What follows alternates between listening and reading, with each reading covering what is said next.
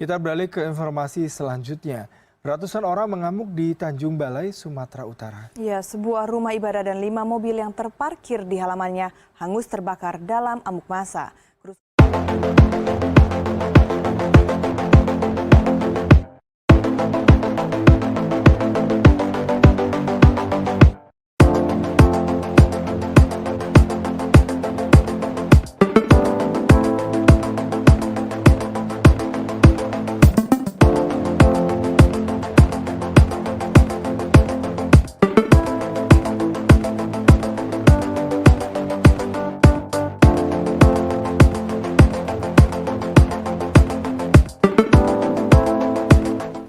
Kami dari kelompok 8 dengan proyek bertema intoleransi. Saya Fahri Ahmad Fairuz dari Prodi Teknik Sipil. Saya Selvia Dharma dari Prodi Ilmu dan Teknologi Pangan. Saya Anggita Teresia Valentina Siombing, Prodi Ilmu Kesehatan Masyarakat. Saya Grisapura Saritonang dari program studi Teknik Elektro. Saya Nofrisa Yusra Ramadhani dari Prodi Agroteknologi. Saya Rea Ervalena Muristepu dari Prodi Agribisnis. Saya Karisa Stefania Rosyani Tagalog dari kelompok 8 kelas pendidikan Pancasila 3, berasal dari jurusan Prodi Teknik Lingkungan. Saya Gusen Torus dari Prodi Kehutanan. Saya Ira Amelia Madatila Nasution, saya dari Prodi Agroteknologi. Saya Maria Paulina Lumbantaruan dari Fakultas Keperawatan. Apa sih intoleransi itu? Intoleransi adalah ketidakmauan atau ketidakmampuan untuk bertoleran, muncul karena kita tidak bisa atau tidak mau menerima dan menghargai perbedaan. Intoleransi merupakan kebalikan dari semua prinsip yang terdapat dalam toleransi. Ada setidaknya 3 komponen intoleransi. Yang pertama, ketidakmampuan menahan diri tidak suka kepada orang lain. Yang kedua, sikap mencampuri atau menentang sikap atau keyakinan orang lain. Dan yang ketiga, sengaja mengganggu orang lain. Intoleransi ini dapat terjadi pada semua kalangan, mulai dari anak-anak sampai orang dewasa. Bibit-bibit munculnya intoleransi dan pelanggaran kebebasan beragama ini dapat dipengaruhi oleh banyak faktor seperti faktor sosial, ekonomi, politik, termasuk juga meningkatnya ujaran kebencian yang terjadi di kalangan masyarakat, kelompok, ataupun ras. Intoleransi berbasis agama terjadi dikarenakan faktor kesenjangan, pengetahuan, dan ekonomi, termasuk beberapa konflik yang ada di luar negeri. Intoleransi. Intoleransi adalah suatu tindakan peremehan, diskriminasi, atau kekerasan terhadap suatu hal.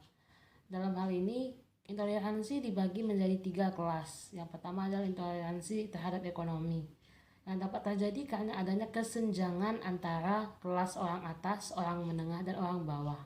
Kesenjangan inilah yang membuat orang atas merasa berkuasa dan merasa dirinya itu paling unggul, sehingga orang kelas menengah dan orang kelas bawah menjadi sasaran kekerasan dan diskriminasi dari khalayak orang atas. Itulah penyebab terjadinya intoleransi ekonomi. Yang kedua ialah intoleransi terhadap budaya. Intoleransi terhadap budaya ialah tindakan diskriminasi, kekerasan, atau peremehan terhadap suatu unsur budaya tertentu atau suku tertentu.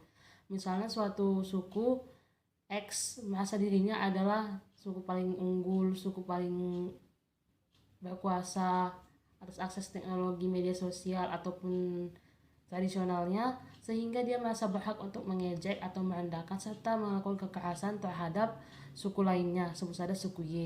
Itulah penyebab terjadinya intoleransi budaya.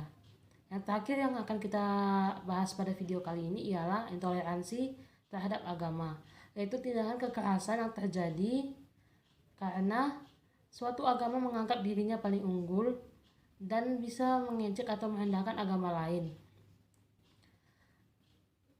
Tindakan intoleransi terhadap agama ini sudah biasa terjadi di Indonesia dan sampai sekarang belum ada pengurangan atau hilal akan berhenti. Dalam video juga Oleh karena itu dalam video kita kali ini akan dibahas lebih lanjut mengenai intoleransi terhadap agama. Kerusuhan di Tanjung Balai. Berdasarkan informasi, konflik ini terjadi pada tanggal 30 Juli tahun 2016, tepatnya pada pukul 1 hingga 3 dini hari, yang dimana insiden ini bermula dari protes seorang warga terhadap masjid di Jalan Karya. Wanita tersebut mengeluhkan suara azan maghrib yang berkumandang. Mendengar hal itu, para warga terutama jemaah masjid beramai-ramai mendatangi rumah wanita tersebut dan hampir saja membakar rumah wanita tersebut. Namun, untungnya polisi sudah mengamankan wanita juga suaminya dari amukan massa. Menurut saksi yang bernama Yan Marpaung, awalnya massa sempat membubarkan diri. Namun entah dari provokasi siapa, massa kemudian bergerak menuju kelenteng yang terdapat di belakang masjid, tepatnya di Jalan Juanda. Kelenteng menjadi sasaran lemparan batu, bahkan mobil yang terparkir juga ikut terkena lemparan batu. 2 di antara vihara yang dirusak merupakan vihara terbesar di Tanjung Balai. Konflik ini berhasil dibubarkan polisi pada pukul 4 dini hari. Sedikitnya ada 3 vihara dan 6 kelenteng yang dirusak dan juga dibakar. Terima kasih. Di sini saya akan menjelaskan tentang kronologi konflik di Tanjung Balai. Kasus ini bermula pada Senin 29 Juli 2016. Suasana di Jalan Karya Lingkungan 1, Kelurahan Tanjung Balai Kota 1, Kecamatan Tanjung Balai Selatan, tegang setelah seorang warga yaitu Meliana menyampaikan proses terhadap suara azan yang menggema dari Masjid Al-Maqsun. Berdasarkan penelusuran Tempo, proses Meliana disampaikan kepada salah seorang nazir masjid yang bernama Kasidik. Kasidik lalu memberitahu teguran tersebut kepada jemaat masjid setelah sholat maghrib. Setelah berdialog dengan jemaat masjid, Haris Tuan Marpaung selaku imam masjid dan beberapa pengurus badan kemakmuran masjid mendatangi rumah Meliana. Di sana sempat terjadi perdebatan antara jemaat masjid dengan Meliana. "Lu ya," sambil menunjuk ke arah jemaat masjid. "Itu masjid bikin telinga awak peka. Kalau ada pula jemaat minta berdoa, minta kakilah bujang, bukannya angkat tangan," ucap Meliana seperti diceritakan Haris Tua saat dijumpai Tempo di Masjid Al-Maqsud pada Kamis 4 Agustus 2016. Mengenai perkataan yang diucapkan Meliana itu, kuasa hukum Meliana, Ranto Sibarani, meminta agar dibuktikan lewat rekaman. Dalam pledoinya, Meliana hanya menyampaikan kepada seorang pemilik warung bernama Kasini alias Kak Uwo soal volume pengeras masjid yang makin keras pada 29 Juli 2018. Kalimat yang saat ini disampaikan Meliana adalah, "Kak, dulu suara masjid kita tidak begitu besar ya, sekarang agak besar ya," dengan nada yang pelan. Tidak ada Meliana melarang azan dikumandangkan, namun kemudian kalimat tersebut berkembang kemana-mana dengan kalimat yang sudah sangat berbeda dengan yang sebenarnya, kata Ranto dalam pledoinya itu. 1. Meliana dan suami meminta maaf. Perdebatan yang terjadi di rumah Meliana pada 29 Juli 2016 terjadi tidak berlangsung lama karena suami Meliana, Lian Tui, hadir menjadi penegak dan meminta maaf kepada jemaah masjid.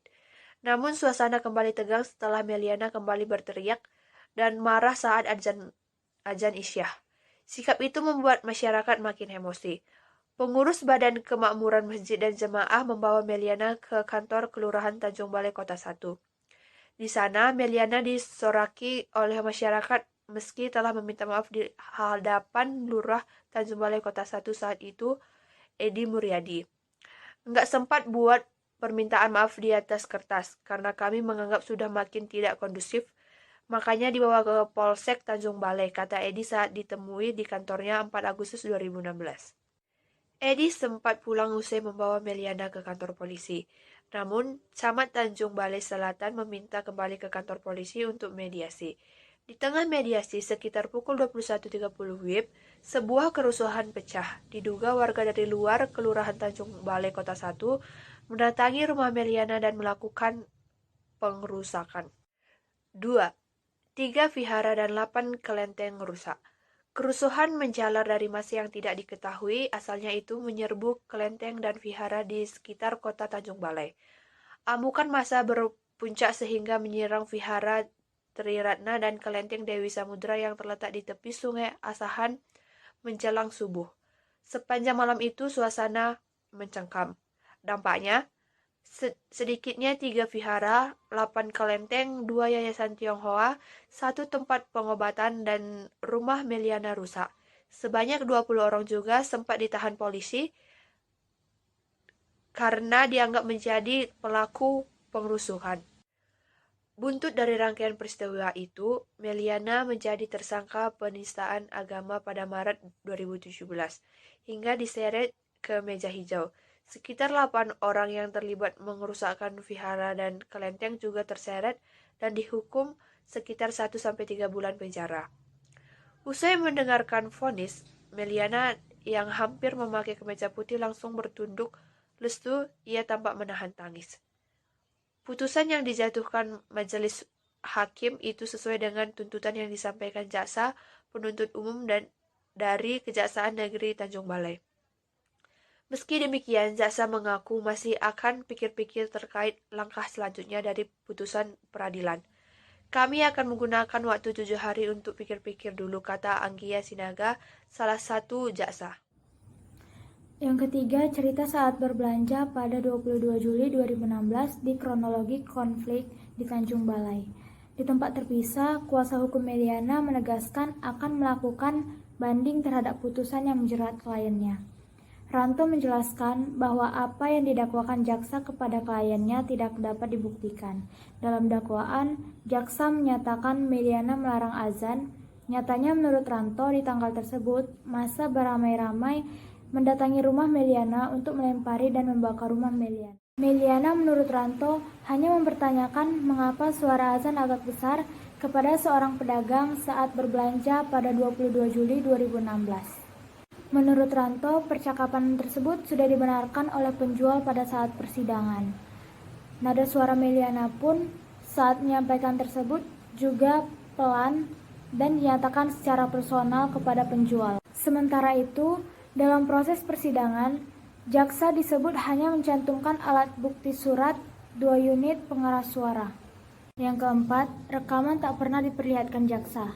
Alat bukti lain yang menjerat Meliana adalah surat pernyataan yang ditandatangani oleh 100 orang anggota BKM Al-Maksun dan Fatwa Majelis Ulama Indonesia atau MUI Provinsi Sumatera Utara yang menyatakan bahwa Meliana melakukan penodaan agama. Ranto, jaksa hanya bertahan dengan surat pernyataan dan fatwa MUI tersebut. Padahal pada persidangan sudah dihadirkan ahli untuk mempertanyakan apakah kedua hal tersebut bisa dijadikan alat bukti atau tidak. Kedua ahli itu menyatakan satu-satunya cara menguji kebenaran dari suatu ucapan seseorang yang sudah dituliskan adalah dengan mendengarkan rekaman tersebut. Sedangkan kata Ranto, rekaman itu tidak pernah dihadirkan oleh jaksa sebagai barang bukti di persidangan. Saya akan menjelaskan kesalahpahaman dan miskomunikasi yang terjadi pada konflik Tanjung Balai tahun 2016. Berdasarkan kronologi yang telah kita dengar tadi, kita dapat melihat adanya perbedaan penyampaian dari pernyataan Meliana mengenai protes dia terhadap suara azan dari Masjid Al-Maksun. Berikut saya akan menerangkan perbedaan penyampaian dari kesaksian beberapa orang mengenai pernyataan Meliana. Hal ini berawal dari Meliana yang menyampaikan protesnya terhadap suara azan yang menggema dari Masjid Al-Maksun. Protes Meliana disampaikan kepada salah seorang nazir masjid yang bernama Kasidik. Kasidik lalu memberitahu teguran tersebut kepada jemaah masjid setelah salat maghrib. Menurut keterangan yang diberikan Kasidik, setelah berdialog dengan jemaah masjid, Haristua Marpaung selaku imam masjid dan beberapa pengurus badan kemakmuran masjid mendatangi rumah Meliana.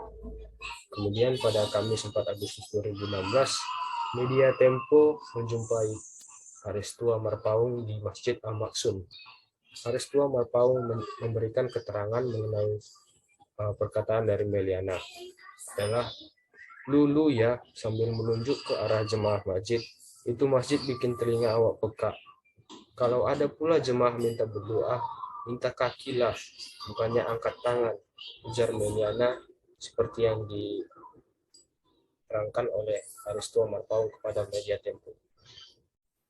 Namun, dalam pledoinya, Meliana hanya menyampaikan kepada seorang pemilik warung bernama Kasini alias Kak Uwo soal volume pengeras masjid yang makin keras.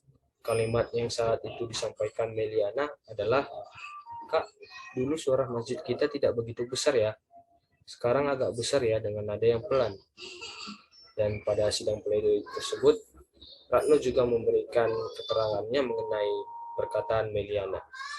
Tidak ada Meliana melarang azan dikumandangkan.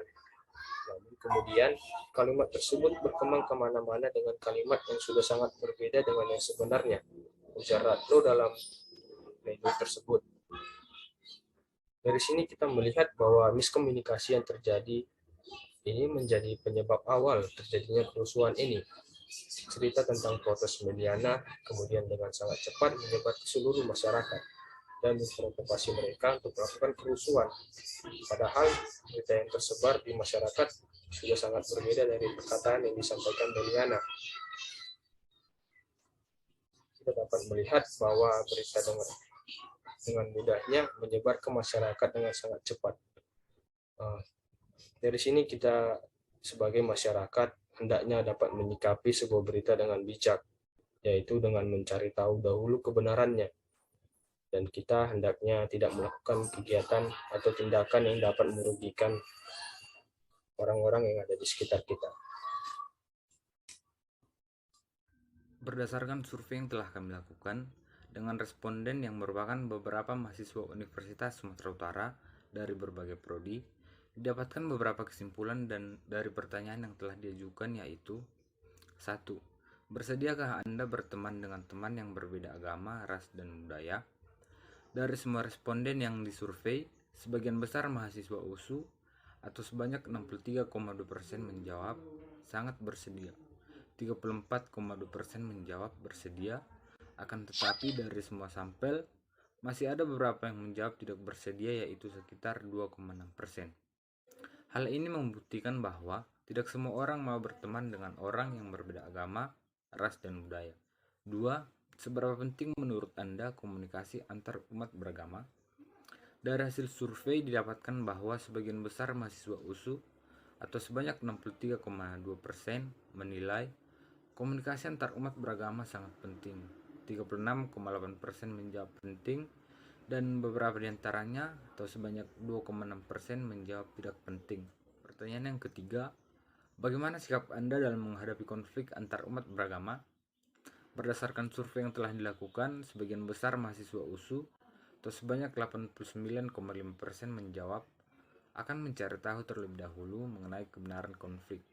Akan tetapi, masih ada sebanyak 2,6% menjawab akan langsung marah tanpa mencari tahu terlebih dahulu mengenai kebenaran konflik. Dan sebanyak 2,6% menjawab biasa saja dan 5,3% menjawab acuh. Pertanyaan yang keempat, bagaimana tanggapan Anda mengenai wacana konflik Tanjung Balai di atas? Dari survei yang telah dilakukan, sebagian besar mahasiswa USU atau sebanyak 57,9% menjawab peduli dan hanya 36,8% yang menjawab sangat peduli, sementara beberapa diantaranya sebanyak 2,6% menjawab biasa saja dan masih ditemukan beberapa yang tidak peduli sebanyak 2,6%. Dari kesimpulan yang telah disebutkan di atas, kita dapat mengetahui bahwa di sekeliling kita masih ada orang yang tidak mau berteman dengan orang yang berbeda suku, ras, dan agama. Masih ada yang menganggap komunikasi antar umat beragama itu tidak penting. Hal tersebutlah yang dapat menyebabkan perilaku-perilaku intoleransi yang kemudian dapat menyebabkan konflik antar umat beragama dapat terjadi. Berdasarkan responden survei, dapat dinyatakan bahwa solusi terbaik mengenai konflik di Tanjung Balai ini adalah dengan mempertemukan kedua belah pihak untuk membicarakan masalah terkait konflik. Masyarakat harus lebih menghargai perbedaan dan menjaga komunikasi antara masyarakat minoritas dan masyarakat mayoritas di lingkungan tersebut agar tidak terjadi lagi kesalahpahaman. Serta untuk Meliana diharapkan mendapat hukuman yang setimpal agar menjadi pelajaran bagi masyarakat yang lain. Kesimpulan dari kelompok kami adalah konflik Tanjung Balai ini disebabkan oleh kesenjangan sosial dan ekonomi antar masyarakat minoritas dan mayoritas di lingkungan tersebut. Permasalahan ini juga semakin membesar akibat adanya kesalahpahaman dan miskomunikasi serta provokasi dari oknum yang tidak bertanggung jawab. Konflik ini juga berdampak secara fisik maupun non-fisik terhadap keadaan di Tanjung Balai. Kerusakan fisiknya yaitu pembakaran dan perusakan vihara, yayasan sosial, balai pengobatan, dan kendaraan di sekitar tempat kejadian. Sedangkan dampak non-fisiknya yaitu merenggangnya hubungan antara masyarakat, minoritas, dan mayoritas di Tanjung Balai. Solusi dari kelompok kami mengenai konflik ini adalah dengan cara mempertemukan para pemuka agama untuk mengadakan musyawarah agar dapat diterima masyarakat minoritas dan mayoritas sebagai warga negara yang memiliki keberagaman suku, ras, dan agama. Kita juga harus membaca dan mencari tahu terlebih dahulu mengenai berita simpang siur di sekitar kita. Pembelajaran mengenai intoleransi juga sangat penting agar menghindari masalah seperti konflik di Tanjung Balai. Sekian proyek dari kami, terima kasih.